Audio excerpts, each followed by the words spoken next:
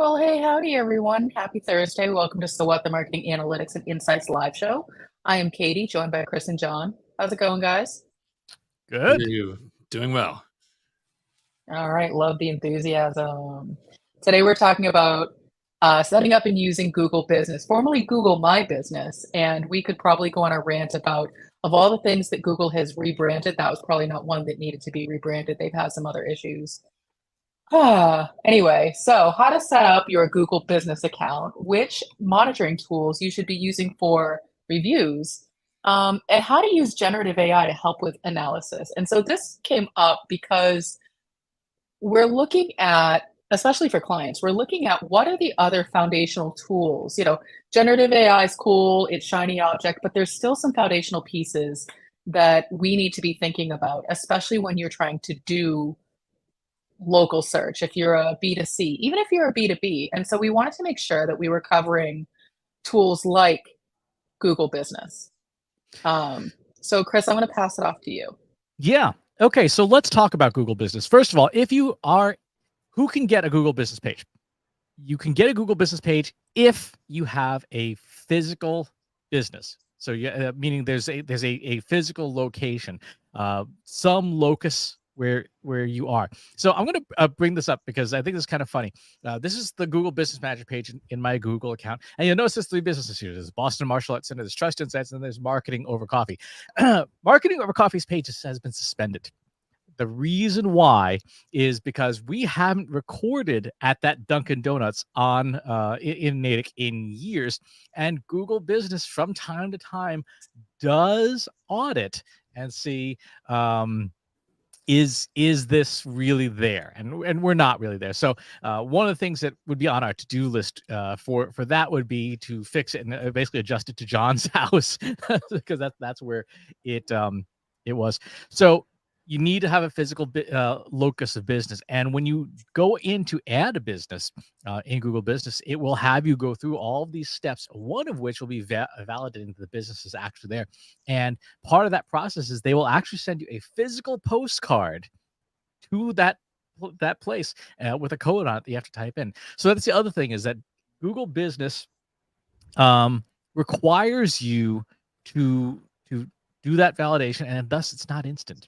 So if you wanted to set up your stuff today and okay, we're launching our business, well, you need to give yourself at least 3 weeks in case the postcard gets lost in the mail and so on and so forth. We ran into this problem with, it was a chain of hardware stores that we were doing some client work with, and they had to get postcards to each of their stores, and each store manager had to find the mail and then hand it off to us so that we could then help them validate it, which was a lot of fun. What's the rationale between using the postcard versus what we do with two-factor authentication, which is I don't know, a text message? Is it to ensure that you're setting up an actual real physical address that can receive mail because they don't want PO boxes in Google My Business? That would be my guess. Yes. All right. Well, John, we're gonna fix this to be, or at least the coffee shop closest to your house, John, so that we're not giving away your actual address. Oh yeah, no, the business has an address that I can use that's set up for that. The thing is funny though, that just got clicked about a month ago. I just got that. It's been over 10 years of out of there. But yeah, we finally did get caught up on that, which was kind of funny. So that's the basics. So let's go into Google Business. There's a few things you can do just in the interface. There's obviously the businesses you own. There are the reviews that each business gets. There are your linked accounts, and this is ad accounts. It's the nice way of putting it. And then your settings. There's not a ton to talk about in the settings. It's mostly about what do you want to get notified for. And generally speaking, except for things like Google ads for your business, you can just leave stuff mostly checked on, because it's a good idea to have notifications turned on. When someone leaves you a new review, you probably want to know about it, particularly if it's not a great review. This speaks a little bit to the governance of this. If you are doing this for your business, you probably want to make sure that someone is checking those notifications on a relatively regular basis, especially if you're a retail business where 1 and 2 star reviews would be bad. Someone had better be watching the shop. Yeah, no, I agree with that. And so, if you go back up to the businesses themselves, then this is where you could edit the actual business, like all the profile and everything that's captured in there.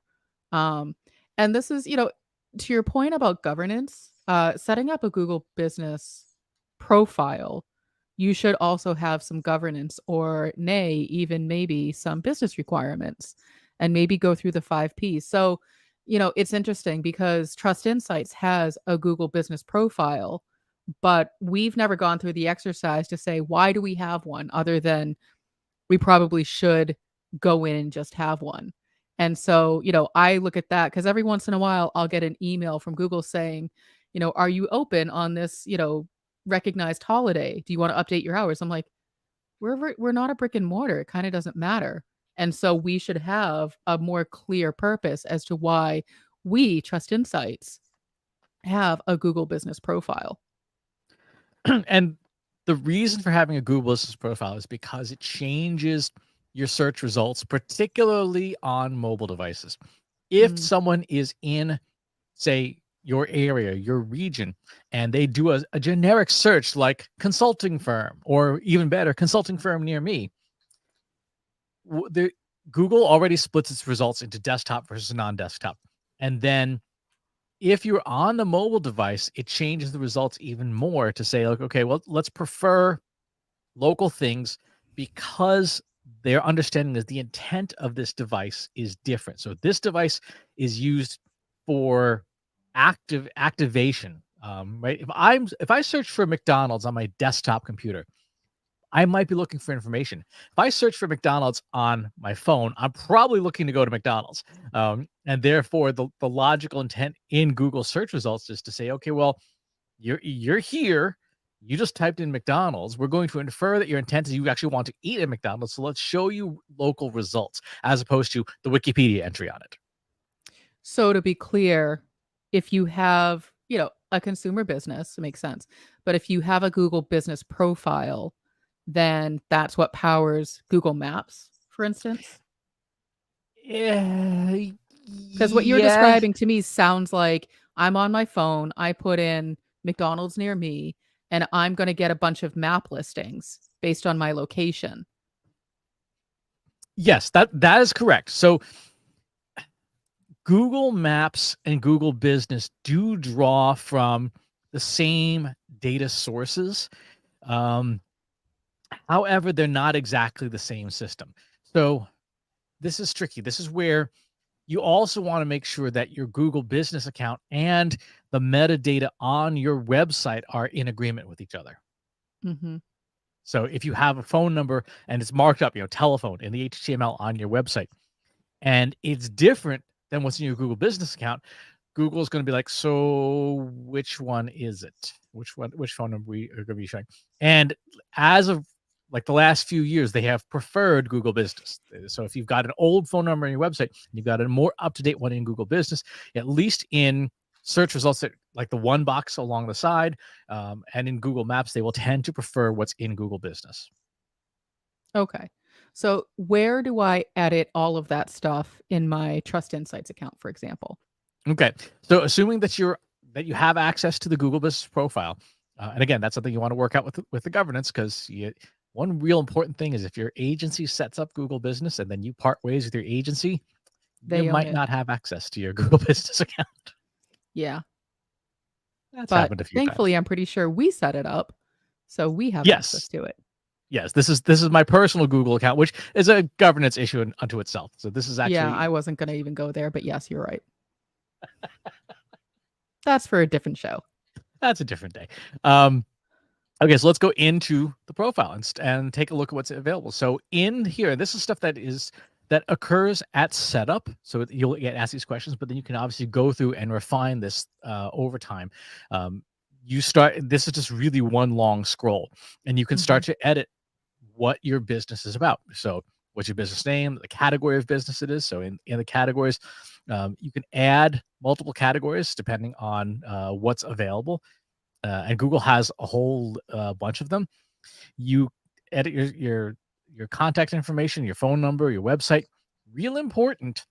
be sure to use UTM tracking codes in your Google Business account, because otherwise it comes in conflated with regular Google search and you can't tell which is Google Business organic traffic and which is regular Google organic traffic.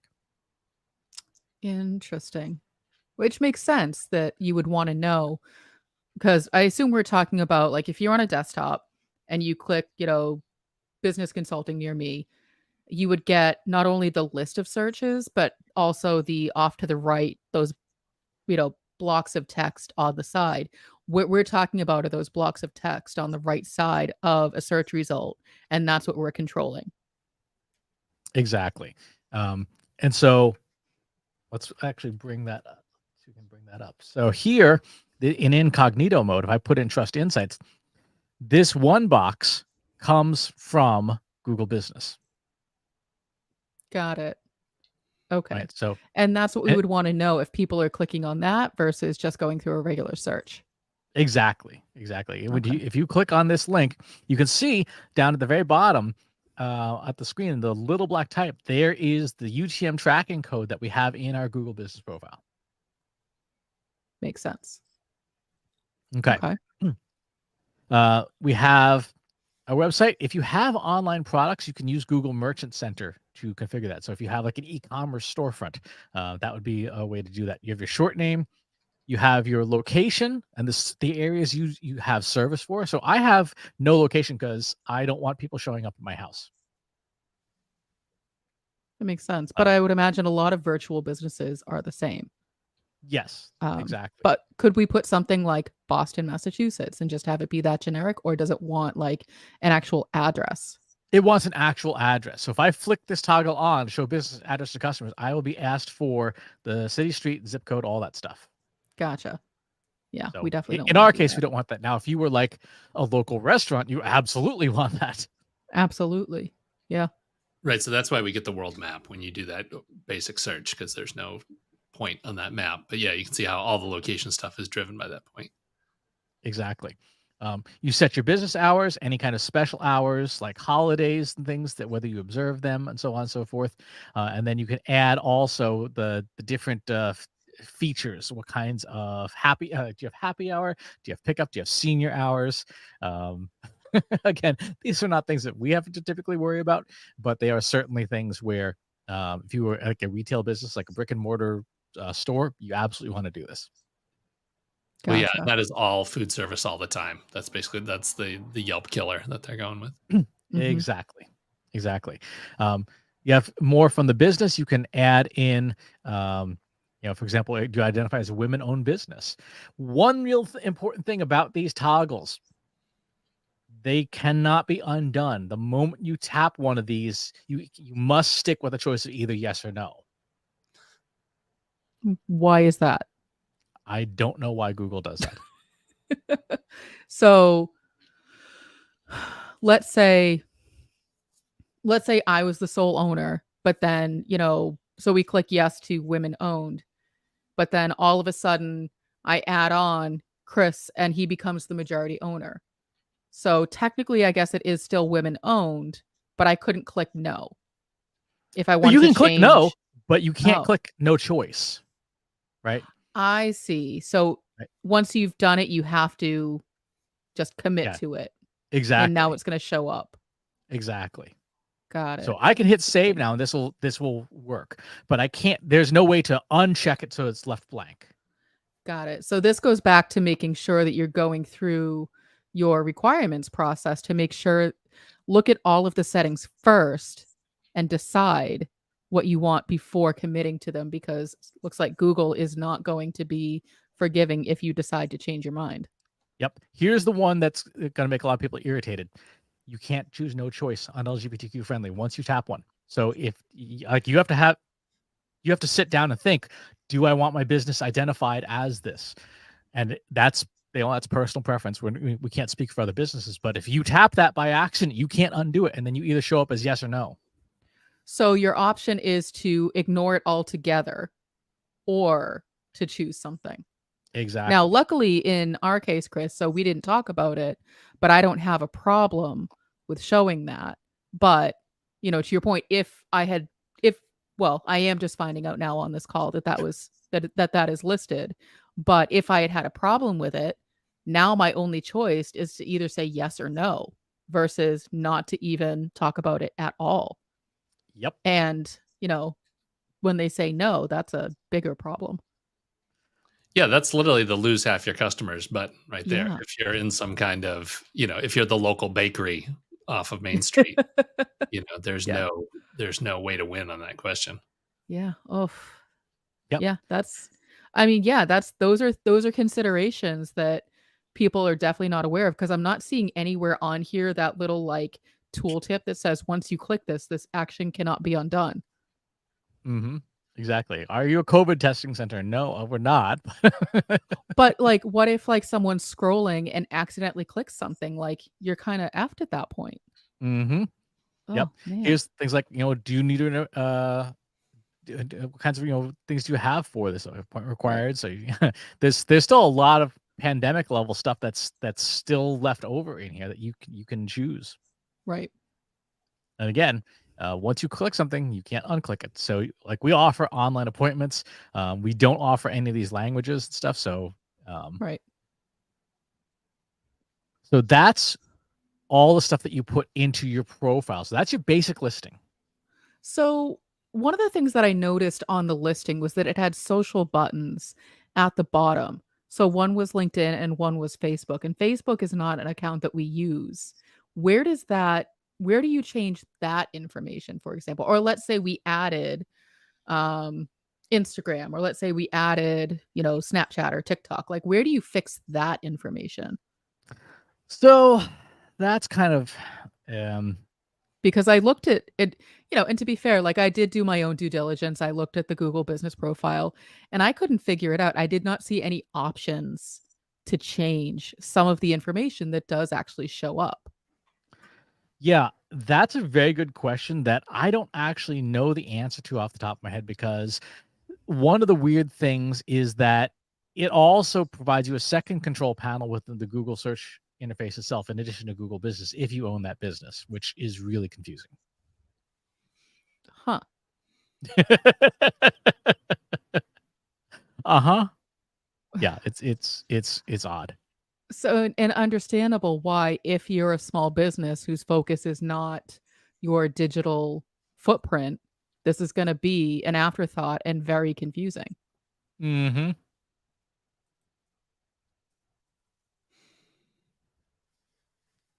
Hmm. And so it looks like we can add pictures, which, the pictures we would add would be, I guess, of us speaking. I don't know. Like, Yeah, so you again, can do a bunch of different stuff. Actually, I'm just curious here. Now I actually want to see, how do we to manage our contact information somewhere? We can't in there's website, there's the phone number, which is US. There's something that's been deprecated, which is not helpful. hmm, Well, the photos, that would be classic. Again, restaurant stuff, it would be the front of the store and one of the menu, right? I mean, that Yeah. would be the easy Yeah. ones there. Yeah. So the things you can do, you can add photos to your listing, obviously, and then you can also do posts. So you can share content on there, like an update. So, for example, if you want to book now, order online, buy it, sign up now, call now. Yeah, if you were like say a local restaurant, you might say mhm, like, our special tonight is cheese sandwiches, grilled cheese sandwiches made with authentic mayonnaise.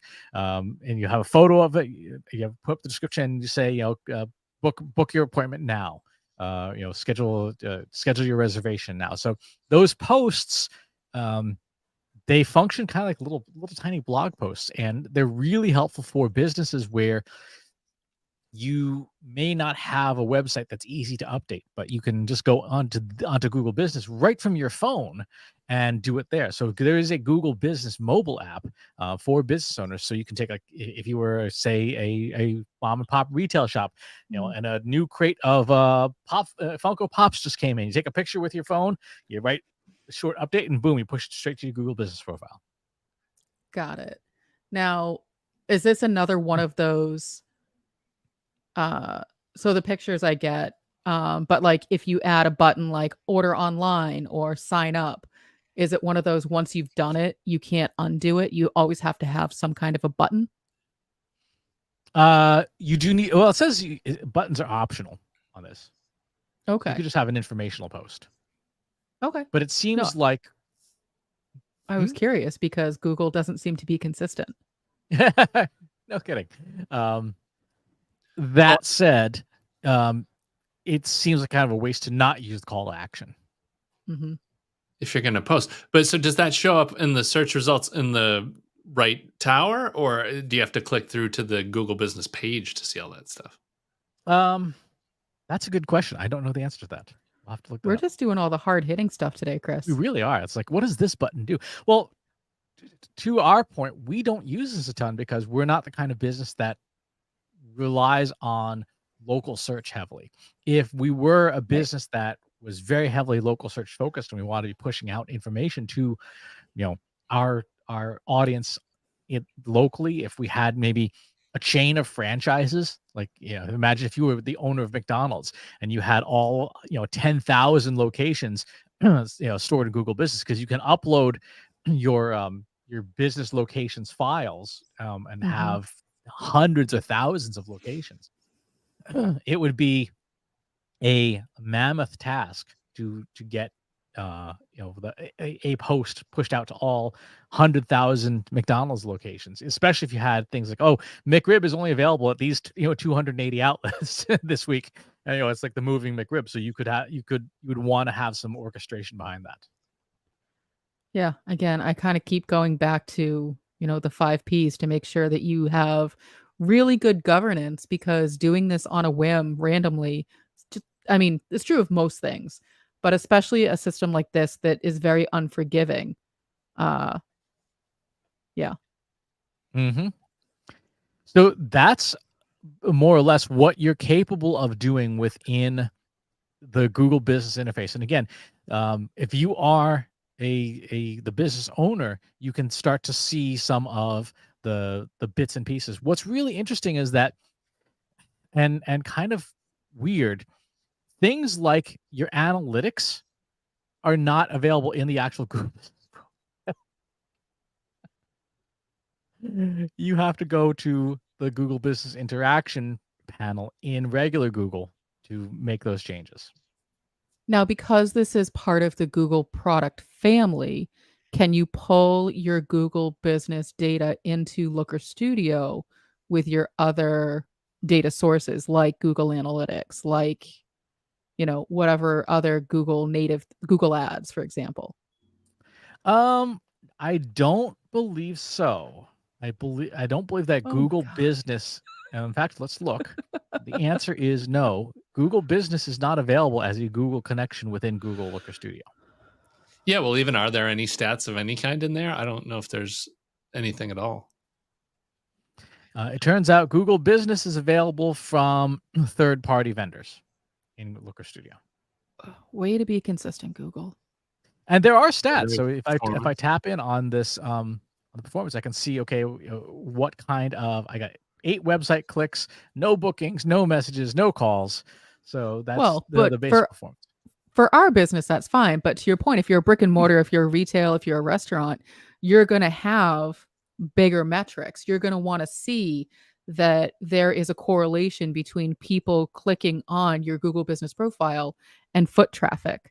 Or if you Mhm. put up, our special today is the burger, you want to see that you've sold more burgers. Exactly. So the fact that you can't easily get that data directly from Google, even though it's part of the Google family, is bonkers. I feel like we Yes. just keep uncovering things that Yep. are just unintuitive. Exactly. So it definitely could use some work here. Well, Brian is saying our medical center uses Google Business Lot. Some great tips in here. So thank you. So Brian, I'm glad that even though there's some things that we haven't been able to figure out, that we've been helping you figure out. But a medical center, it makes a lot of sense because those are all brick and mortars. People want to know, emergency services near me or outpatient or whatever the thing is. It's so important for those businesses to keep up to date on their Google business profiles. And a lot of them may not know that that's something they even need to consider. They may feel like, well, I have a website. What else do I need? Mm-hmm. I remember when we worked at the agency, the question that came up a lot, especially when it came to search results, was how do I get that box on the right side to show up? And the answer was, well, what's in your Google business profile? And they'd say, we don't have one. Yep, exactly. This is for with that other business I help manage, the Boston Martial Arts Center, and we can see there's a lot more in here now. So from here, we can see how many people are making calls to the business from the business profile. And this is obviously very useful information. How many calls do we miss? What time of day? Are we getting messages? We're not getting a ton of messages on there. There's no booking set up. Driving directions, however, we have 411 driving directions requests because the school is located in Alston, which is one of those things you'd want to know. And then you can see the website clicks. So for a local business, and that's really what this is very well tuned for. For a local business, this works really well if you've got it set up and someone's minding the shop. Mm-hmm. Even here, I can see like there's new messages. I'm not going to open it because it contains personal identifying information, but I can just see from this little control panel. Oh, there's something for my teacher to do for his school. Yeah, I'm still stuck on the fact that you can't just pull it into Looker Studio easily, especially, to your point, if you're managing a few dozen or hundreds of local businesses, wouldn't it be amazing if they could all be brought into one dashboard so you could see what was going on? But it sounds like that's just not an option at this time. That's right. Now, at least not within the interface itself. What you can do is there is third-party software that can integrate, particularly Agorapulse. So Agorapulse, which we talked about in the social media monitoring show,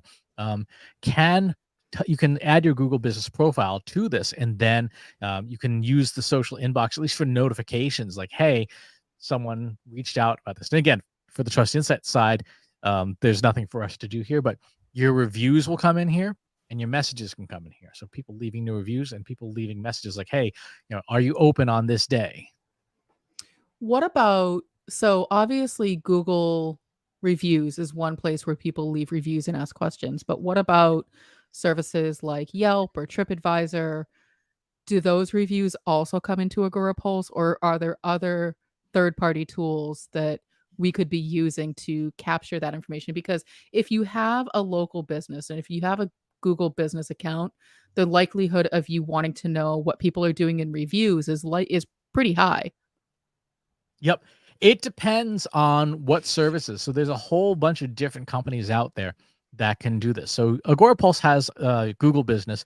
If you're familiar with the Brand24 software, this is from a Polish company called Brand24. They support TripAdvisor, Yelp, Booking, and Booking.com in their software, along with LinkedIn.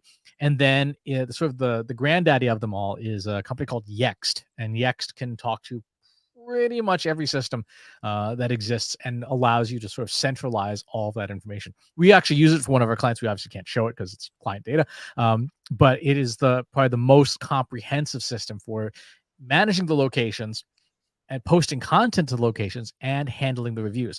I had a chance to talk with Yext chief data officer at the Macon conference, and he said one of the things that's coming or might already be in the product is generative AI review handling, where generative AI goes through and drafts responses to reviews. You give it your parameters, like this is the kind of tone I want, this is how I want this handled, and then it'll give you a whole bunch of pre-written reviews for you to then go and approve or decline. Like, if someone's saying, "Oh, your classes was running too late that night," you say, "Oh, I'm very sorry to hear that," and so on and so forth. Interesting. Mm-hmm. What does that mean for, there's a lot of people who are going to be resistant to that, be saying like, that's not human enough. Like, that'll be an interesting, I think we covered that a couple of weeks ago on a different show, but that'll really be interesting to see. It sounds a lot like the way that you train a chatbot, where you say, these are the acceptable responses. These are the ones that we don't want you to use. So it sounds like it's very much along those lines. Very much so, yes. And again, it does drafts. It does not do it for you. A human still has to push the button to say yes, this review response is approved. It's the machines are not going to go start responding to reviews on your behalf solely, because that could just end real badly. Yeah, we've seen what happens when unsupervised machines just kind of start talking and talking. It's not a good idea. Yes, it really is not.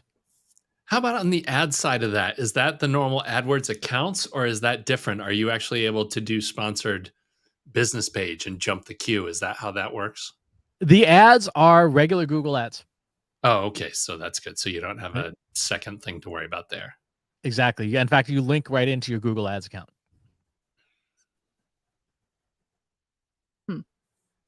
All right. So we talked. Okay. So if I were to link up to Agorapulse or Brand24, I could monitor the activity, the reviews, the questions, those kinds of things.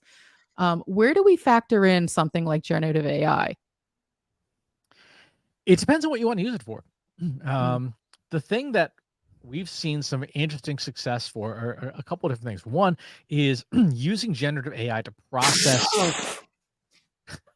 I think John hit the wrong button there. We're having technical difficulties today. Exactly. So here's an Video example. the audio for you on that one. That was Here's an example. I took a series of reviews that I generated. So I used generative AI to create a bunch of reviews to analyze, because I would like to be able to do this, for conference talks. For good reason, you cannot and should not show personally identifying information. So we just came up with a bunch of synthetic reviews, and pasted that file of all those reviews into this, in this case, Anthropic Claude, and told Claude, hey, you're a restaurant marketing expert, restaurants and so on and so forth. The restaurant's name is Arendelle Cafe. The restaurant serves primarily Norwegian breakfast foods. And in the reviews, I provided the star rating, the text of the review, and the date of the review, and said, tell me what's happening with our reviews.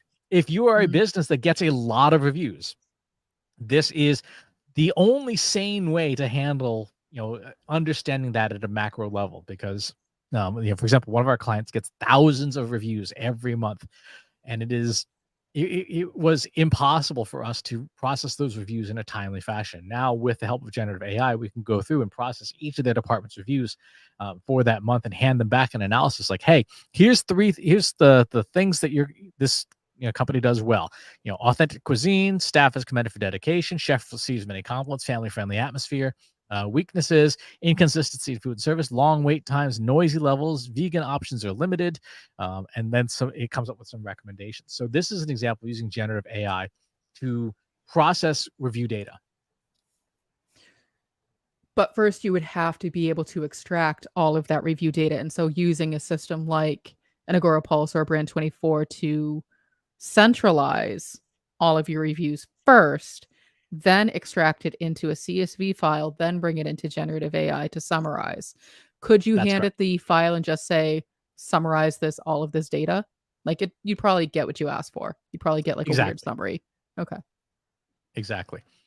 And then the second thing is, and this applies to reviews of any kind, including stuff on like Amazon and things, if you can get a copy of the data, which is a totally different topic, you can ask it, what anomalies do you see in the data? Are there particular standard extremes that are worth analyzing further?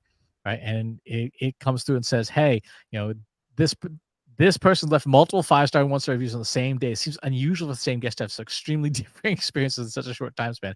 Hiroshi's also left a few duplicate reviews under different last names, always rating 5 stars. This could indicate someone artificially inflating rates. Now, we know this is a synthetic file, so yes, there's going to be a lot of duplication, but you can get a sense of, as it says, this points to some amount of review manipulation or fabrication.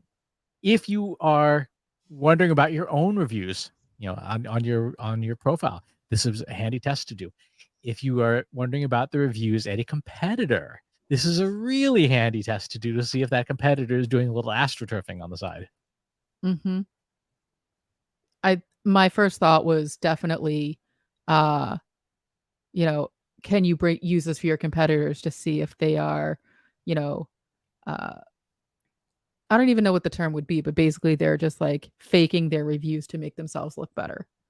Mm-hmm. Yep. And Interesting. that's super straightforward. If you were to go to any business's Google reviews, you type in the business name to click on Google reviews, and Google will bring up, for obvious reasons, the reviews for that site. And then after, there's nothing super sophisticated here. Select all, copy, paste into a text file, and do exactly that. Will it be nicely formatted into a CSV? No. But would it be good enough to be able to feed to Claude or Chat GPT? Absolutely. Can you export your reviews directly from the Google Business Profile Manager? No. Oh my God.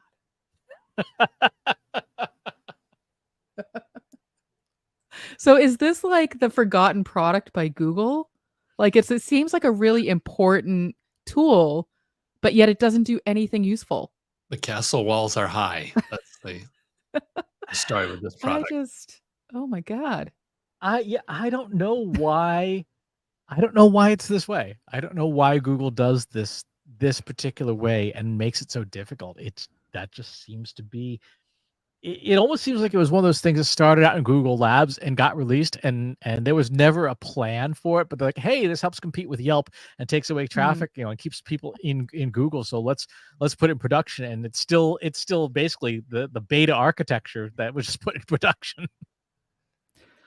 All right, let me ask you a question that you should know the answer to, but given our track record for today, who knows? Obviously, people want to use Google Business for really important things like local SEO. So if you're setting up a Google Business profile and you are editing the profile, what are some of the fields that are the most important to factor in for better results for local SEO? The services fields.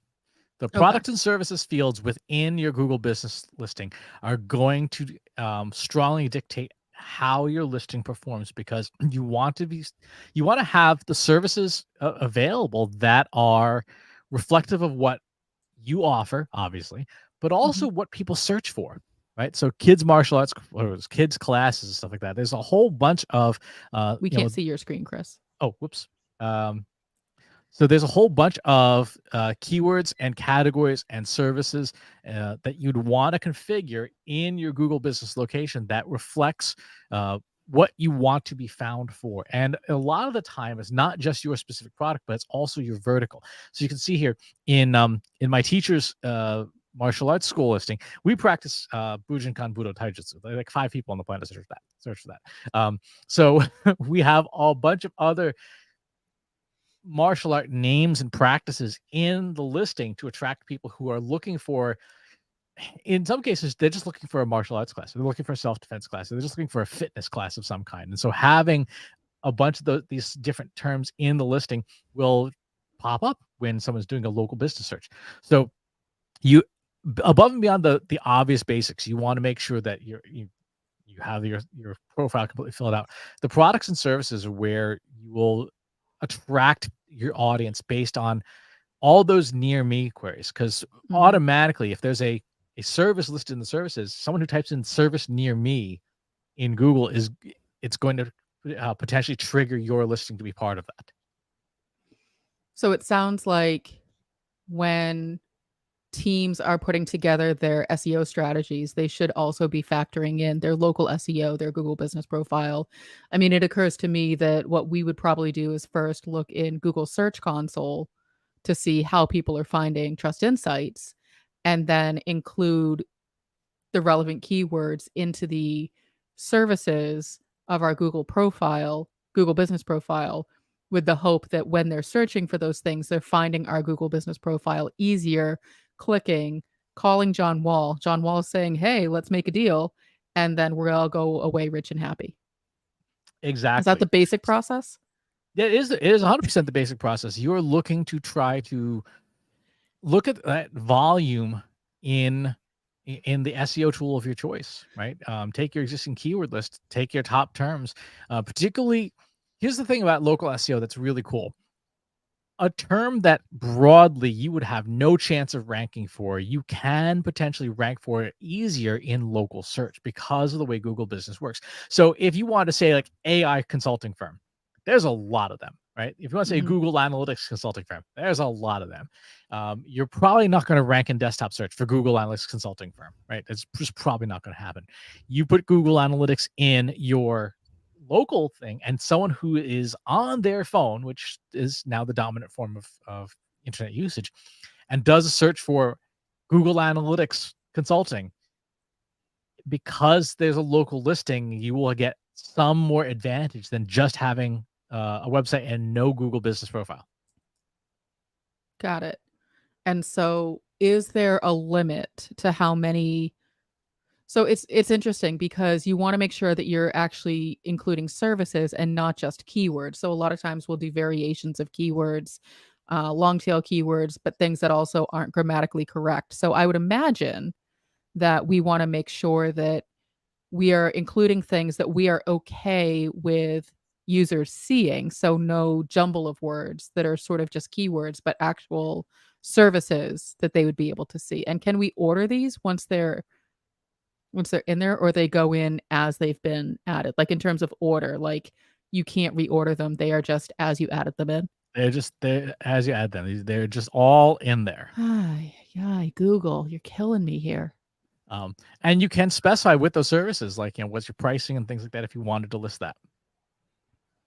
By having a service description, does that continue to help with the search It can, results? yes. Okay. I'm It making a can. mental to-do list for myself. Yep. Yeah, and you can have up to 300 characters for that. Okay.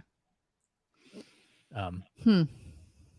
and then, of course, you have products as well. So if you have products that you offer, you could put that in here. Like courses. Exactly. So what kind of category is it? So let's create a new category. Online course. Let's put Google Analytics for marketers. Mhm. Our price is $4.99. And then I need our oops. Let's put But yeah, our that's exactly the kind of thing I was thinking as I'm getting more educated on what's possible, then having these calls to action right within the search listing makes, intuitive sense. So why wouldn't we have our courses listed right away rather than having someone go to our website, find out that we have courses? Like if they're looking for a course, they're going to find it right there and then. Yep. There's again with all these things, there's so many different things that you can do within this system. So here is we've now got our product here. And so there it is. So we could go through and add in more and more and more of these things. That's fantastic. Mhm. I love it. Finally, a win in the Google column. It only took 43 minutes. But even something like the bookings tab, Mhm. we could put John's calendar appointment in here. Mhm. If we wanted people to call John. Now we have the contact page here, which I think is perfectly fine for right now, but you could have bookings right in there. And again, for like my teacher's martial arts school, if you want to have come in and try a free class, that's the place to put it. If even events and things, you could put stuff like that, in as events. So if you have happy hour at a restaurant, you might want to have that available. Now there's actually a special happy hour button in the primary listing itself. But if you want to have some kind of special thing, if you want to do, if you have users asking questions, they can ask right from your one box listing, ask a question of this business. Which makes sense. Yeah. I mean, so I feel like, again, going back to your governance and having some semblance of requirements, that's Google Business can be a really powerful tool in addition to your website.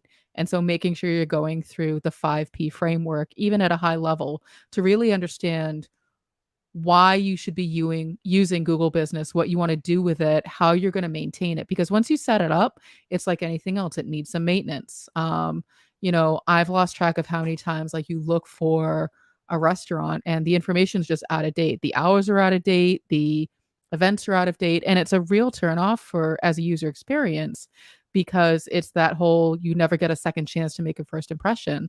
This is a first impression tool. This is where you make that first impression. And if it's not set up correctly and then not maintained, then you are definitely losing on business that you didn't know was possible. Exactly. So yeah, it's a very powerful, and it's if you, the local business rabbit hole is a deep one, because now you have Apple Maps and Apple Business Listings.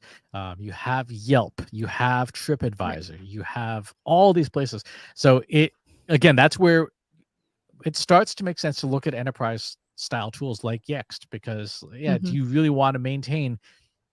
There are 74 different location-based services that you can have a listing for.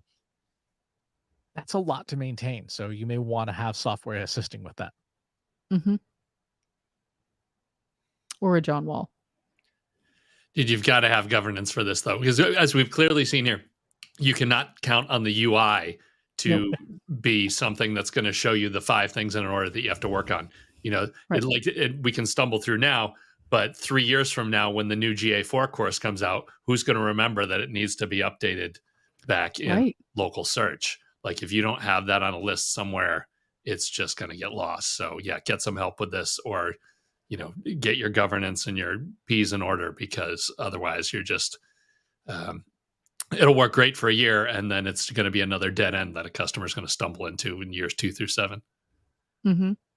And, you know, Chris, to your point, much earlier in the episode, if you were having an agency like Trust Insights help you set these things up, make sure as part of that governance, you know who's owning the instance. Because if you have an agency set it up and then they walk away or you part ways, that agency still owns the instance. And that could be incredibly dangerous for everybody.